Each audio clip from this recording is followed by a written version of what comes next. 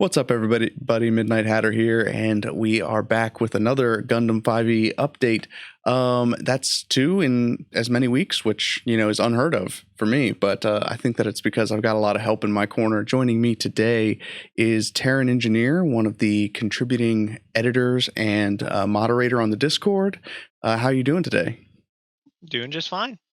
Well, I appreciate you joining me for this video because this is actually your baby, your brainchild, the engineer class, which is something that people have been clamoring for.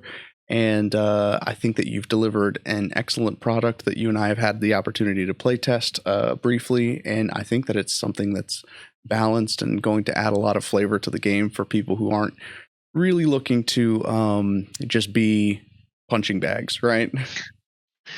Be punching bags or be the one punching the bag. Exactly. So, yeah, I wanted to have you on because I wanted to kind of pick your brain and see what inspired this class creation and kind of where you drew some of your stat choices from and some of the class features from. So I have the class here pulled up on the website, and why don't you just sort of walk me through your inspiration and what got us to here. Okay. Well, I guess if you want to skip past the table a little bit, since it's just kind of a list of everything we're going to read anyway. That's the truth. So with the proficiencies, most of the classes already start with mass production. Only really specialized classes get things like amphibious or Saikamu. And none of the classes start with anything advanced like Gundams or custom suits. So I just assigned them with a mass production because they aren't amphibious infiltrators, nor are they psychic new types. So with the weapons, I actually reeled back their combat capabilities a little bit with their keeping them to simple melee and ranged weapons, and also keeping them to light shields primarily, because your job is not meant to be up in the front. This is a mostly support class. So, but in terms of tools, I gave them access to the repair kit and the mostly unused demolitions kit, which needed somebody to take care of it, I guess. It definitely needed some love. Yeah. Your saving throws are more on the mental side of things. You're a thinker, not necessarily a fighter. Well, kind of everyone in this game is going to be a fighter of some sort, but you're more of fight more with your mind. So I made the saving throws engineering and mentality because those are pretty much the main relevant stats. In terms of skills, most classes start with a choice of 2 plus the ones from their background. The infiltrator starts with 4 since they're more based on the rogue. So I kind of figured, why don't we put something a little bit in between and go with 3? The engineer's more of a specialist. They'll probably have a little bit more experience than your average foot soldier, but they are by no means a spy that has had years and years of experience necessarily in all the kind of various skills and customs of the world. Then moving on to equipment. With the starting equipment, you get what you get with your background, and then also you would start with a mass production mobile suit, a simple melee weapon, a ranged weapon, and a pilot's pack or officer's pack, much like most of the other classes. I considered making a technician's pack at one point, but at the moment it's just kind of something that may come up later down the road. But for now, I went with a pilot's pack or an officer's pack. The other pack just didn't seem to fit in with the engineer thing. Yeah, for sure. Yeah, and I mean, I wouldn't even know what to put in a technician's pack yet anyway. I mean, apart from maybe a demolitions kit. I was about to say, I think I'd maybe said like a repair kit and a demolitions kit, and then maybe I can't even remember. I think a uniform or I don't even think I gave him a gun or anything. Yeah, well, he wouldn't have room for it because he'd have to have his soldering iron and Here, let me just throw my tool bag in the back seat. Exactly. Utility belt. So moving below that, you get to the engineer's first level ability, and probably one of the most important ones, the repair expert. So basically what it says is the engineer has a pool of repair points equal to their engineer level times 5 plus their engineering modifier. Basically, as a standard action, you are able to hand out armor points to an injured target, whoever it may be, an enemy, an ally, whatever you may want it to be. It basically works the same as Lay on Hands would with the Paladin class in Dungeons and Dragons. Um, and as well as goes along with that, if you choose to, you can expend 5 points to fix like any kind of conditions that your mobile suit may incur, such as being blinded, paralyzed, stunned, or deafened. For example, your sensors just being extremely damaged and your head not being blown off, I guess. Sure, sure. Yeah. And then at the second level, we get to basically the real meat of the class. You get to pick your engineering school. As you level up, I believe every 4 levels after third, you pick an additional class, and each school has a different kind of support role and purpose. The engineers in the past, even in most military situations, as well as in Gundam, are highly diverse individuals, but they're usually specialized. So this kind of sets it up so you can custom tailor your engineer to do what you want him to do, as well as maybe as time goes on and you gain more levels, he may experience things that may want him to pick up other specialties. At the top of it would be heavy equipment repair. This one came to mind because mobile suits are large objects, and being large targets, they are often heavily damaged. And as we see many times in Gundam, you tend to lose an arm, tend to lose a head, tend to lose a leg. There isn't quite a mechanic in the system yet for it, but this was more of as a preparation for it. So whenever you have an ally's MS or even your own get something cut off of it, you could spend, if you could find the materials, such as maybe you find an intact Zaku you can rip an arm off of or something. The infamous Zeta Zaku. Yeah, you can basically make a DC 15 repair check to replace that limb onto a mobile suit during a short rest. You have, on a success, it also will restore a D8 plus your engineering modifier to the damaged mobile suit. On a failure, unfortunately, the limb will be limp and will not function properly at all, and you will probably have to find another part to replace it. Below that, fortification. This is a rule you don't see very often utilized in D&D. I've noticed the whole cover thing. You have half cover, 3/4 cover, and then full cover. It's true. This one came about because I ran a Pathfinder game where I made an engineer class for it was a World War I themed campaign, so I had to build all these classes from the ground up. And one of the things of that entire campaign was fortifications. You had to stick to cover because bullets hurt. Yeah, something trench warfare. Yeah. So basically what this would do is during a short rest, the engineer would be able to instruct his allies how to construct fortifications whatever position they may be sitting in around their mobile suits, up to, if they have nothing, up to half cover. If they have some cover, such as fallen trees or something else, or have taken someone else's position, they could bump it up to 3/4 cover and full cover if you really want to. But at that point, you might as well hide behind a rock. And that was the main purpose of that, is it gives you that nice evasion bonus while you're hiding behind something. You dig in. The next one down below that was explosive ordnance disposal. I have utilized it in my one shot I've been running for the new people on the server. And landmines are a common threat to many of those in the military. And with that comes the skill of explosive ordnance disposal. And that one basically allows, kind of works like, I think it's danger sense. It's something the barbarian has.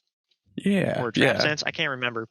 Basically, it gives the engineer the ability to detect dangerous traps more easily, as well as giving them bonuses to help disarm them and perhaps even steal them. And then if he messes it up, it gives him a little bit of help getting away from said explosion or whatever maybe he's triggering. And I like that it's not a gimme. Like there's still a saving throw involved with it, so it's not like a. Yeah.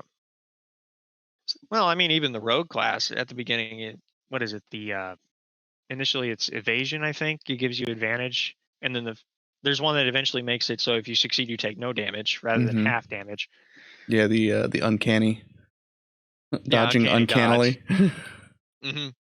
Throws tin can against the wall. Next one below that would be computer expertise. This is for anyone who wants to build an engineer who's more of a hacker. It gives you an automatic +3 bonus to computer use checks. And then during a short rest, it also allows you to fine tune optics on your friendly mobile suits. basically giving them a temporary +1 bonus to perception and investigation checks for the next 24 hours. I like that. I like that there's kind of a dual use to it, so it doesn't feel pigeonholed as like a, you Yeah. know, I think that it gives people both a tactical advantage as well as like a skill check advantage that Mhm. that could prove useful in different situations.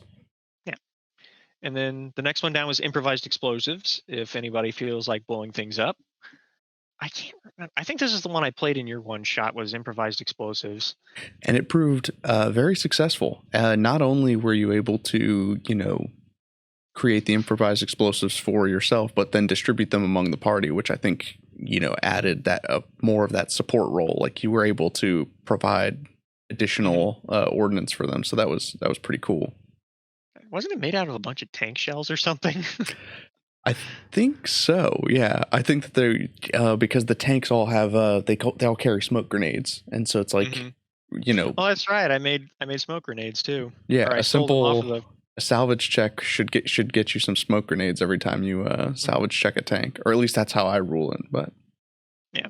So anyway, what this it basically, if you have the ability to find proper materials, it's more to the DM's discretion of on your use of this. You can't just make a bomb out of dirt.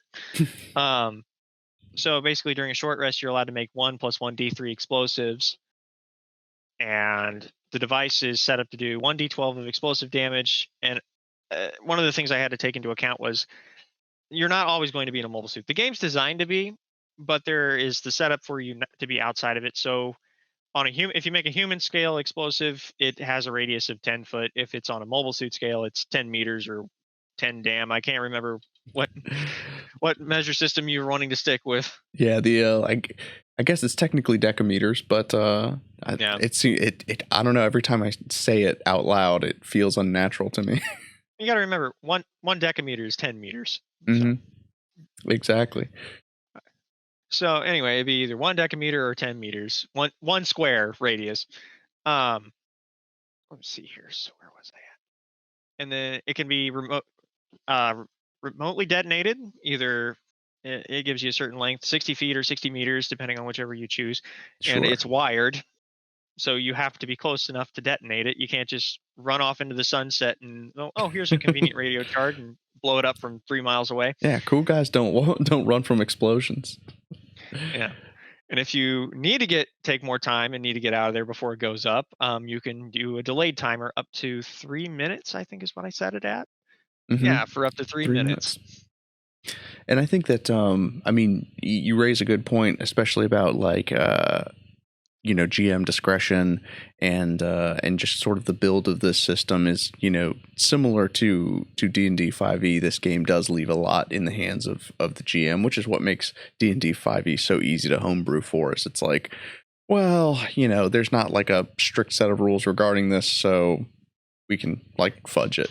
They're more like guidelines anyway. Yeah, exactly. Take what you want, leave the rest. And again, it's Um, about having fun.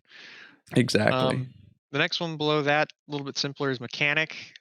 During short rests, you're allowed to accrue so many hit dice to restore your MS's HP. This basically allows you to add an additional hit die equal to half of your engineer level rounded up. So if someone's rolling like 2d8 to restore their MS, you can help them. If you're a level 4, you can add an additional 2d8 to fixing their MS. And so that's kind of relating it back to the first feature, the heavy equipment repair. Hmm. It provides a higher armor point repair bonus, but of course you couldn't use that to necessarily repair a limb or any Hmm. kind of heavy damage. So I know that those two kind of seem similar on first read, but there's a significant difference to them. And Yeah, it's mainly for anybody who wants to use a critical injury system. I often use it as a DM because it keeps the game more interesting. Whenever all of a sudden you get a critical hit and you blow off an opponent's arm, and now they can't use their weapon. It's also keeps it interesting whenever players lose an arm and now they can't use a weapon or shield, and they have to take time to reattach said arm. absolutely, especially for the martial classes where two weapon fighting is a thing, And I think that that's probably going to be one of the next major updates is adding in some kind of critical hit damage or alternative rules regarding called shots and things like that. Like, do if I want to try and plant a shot on an arm to take it off, do I roll that at disadvantage? But then on a successful hit, something happens. But that's stuff that we can talk about. That's stuff we can figure out down the road. The next one down below that is weaponry. And this basically allows you to tune up your allies' weapons during a short rest to give them a +1 bonus to attack and damage for the next 24 hours. It's not much, but sometimes that +1 makes a difference. And then they're also able to construct an improvised weapon based upon whatever resources they may be able to find lying around. It can be a ranged or a simple melee weapon, and it does a d6 plus reaction will, whichever type you decide to go with, depending on if it's melee or ranged, and a damage type of the engineer's choice, of course, within reason. You can't just take scraps from a 120 millimeter machine gun and all of a sudden you make yourself a beam rifle. Exactly. Some more GM discretion advised for sure. Yeah. And then I added some additional stats for the range weapon, like it's 150, 450, and has 12 rounds. Basically, once that ammo is expended, you can't reload it because you made an improvised weapon. It's a one of a kind. Yeah, it kind of reminds me of like some of the early weapons from like the Fallout games. Yeah. And in future situations, like you said, with a critical hit table, sometimes someone's weapon may get destroyed, or someone may lose their weapon in a fight, and they'll need a replacement. Definitely. And then the last one on here is Armorer. And what this does is during a short rest, you can construct an improvised shield out of scrap. It's a little bit weaker than, I believe it. I set it up to have less HP than a light shield, and it only gives a +1 bonus to evasion, but it only eats up one loadout in exchange. And for the purpose of the shield damage rules that are under the, I forget which tab you hide it under. Is it character creation I for the optional believe rules? it is under character creation here, but I think it probably at this point we've extended it beyond just character creation, so it probably should live under just the rules tab. So expect that change to come here probably 15 minutes after this video goes live. Yeah, so it has 10 armor points for that special rule setup. And then the other thing they can do is they can construct temporary external armor, very similar to the Chabam armor, but this, instead of being like thick plates of Luna titanium, it's basically, oh, I don't know, a dissected tank hull, maybe part of a Zaku carcass, whatever you can find, and it gives the whoever takes it a temporary boost in their armor points equal to 5 plus the engineering modifier multiplied by half of the engineer's level. And I did that intentionally because what I had originally, it would make it exponentially better than Chabam armor as the higher levels occurred. So I'm just like, I need to nerf this a little bit. Yeah, I was gonna say that. I mean, coming up with some of the formulas for calculating exactly how many armor points are granted or healed for certain abilities is definitely tricky, especially when they're already established feats or equipment that offer a similar bonus. So I appreciate the effort there. I mean, even at level 20, it would be 5, and if you maxed out your engineering score to 20, it'd be 10 times 10, so you'd have 100 HP. But at that point, you're fighting things that are a lot stronger than you are. So the extra 100 HP is probably a drop in the bucket compared to some things. Yeah, I'm pretty sure that like one of the Axis Shock new type abilities does something like 8d12 damage or something like that. So That's a nice set of armor you got there. Shame if something were to burn it off. Yeah, and then going down, you've got the last class feature, which is Expert Engineer. And it's simple, but it does add a little bit of a boost to the healing side of things. Basically, whenever you use an emergency repair kit, the amount of armor points restored is double. And also, you can it also doubles the pool of armor points available in your Repair Expert class ability. So makes lay on hands a lot more powerful. You have a lot more HP to just kind of slap around your team.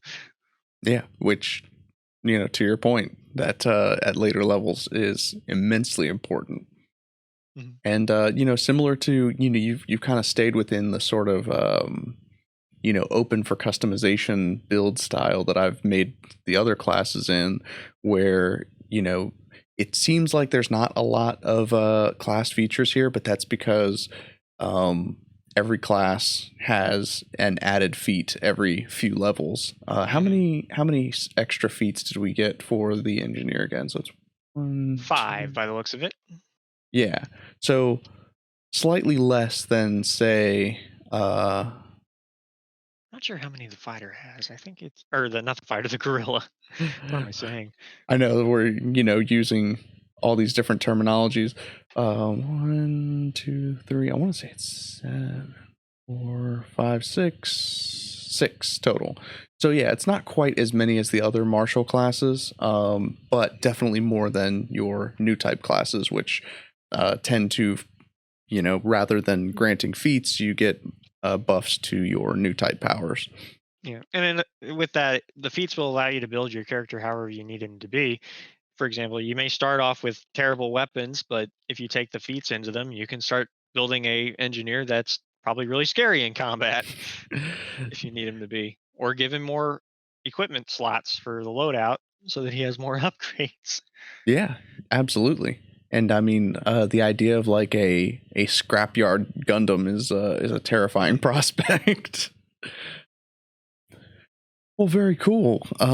Yeah, like I said, I'm very excited to introduce this into kind of official play because, as I said, I think that this is something that people were looking for, and I think that you kind of scratched multiple itches here because it's not just a cleric, kind of Mhm. restorative unit. It kind of touches on a lot of different skill sets, like you mentioned, and I Gives think them that the choice of how they want to help. yeah, it is the ultimate support unit. And I mean, you could even have multiple engineers in a party that serve completely different purposes, right? One is you know, kind of buffing attacks and buffing weapons, whereas another is, running around and slapping repair patches on people. That almost sounds like a broken party. A little bit, but I think that you've kept it well balanced. I think that an improvised weapon that it's not like it's slinging out d12s of damage, so it's not like it's not extremely broken. I think that it's very fitting, and especially for a low level party that can be make or break for a low level party combat. Yep. And then, like I said, with the time, with different times, like in the rules, a short rest is the equivalent of a long rest in regular D&D. But like in one of the one shots I was running, a short rest was essentially taking a quick break at a supply depot. One of those things the GM can decide on how long he wants to allow the engineer to be able to do these things, whether it be more often or less often, depending on Yeah, what the engineer is trying to do. definitely. And whatever supplies are available to them. Mhm. And it'll also make the players have to interact with their world a little more because they have to go looking for these things if they want to try and use them. Yeah, I foresee a lot more investigation checks being made. Oh, and salvage checks. Hmm. Well, sweet. Well, I appreciate you hopping in and walking us through this class. Like I said, it's something that was needed, and I was clearly not capable of putting together something quite so comprehensive and quite so flexible as this. So I am thrilled to add it. Alrighty then. I'm Good glad to deal. give it to you. Well, I thank everybody for tuning in to this video and checking out the new class. You can, of course, find it at Gundam5e.com. You can, of course, pester me and Terran over on our Discord server. There's going to be a link to that down in the description below. If you are liking this content and you are liking the Gundam 5e tabletop role-playing system, leave a like on this video, comment what you think below, subscribe to the channel, and like I said, come play with us. Taryn, great talking to you, and I hope you enjoy the rest of your evening. Same to you. Cheers.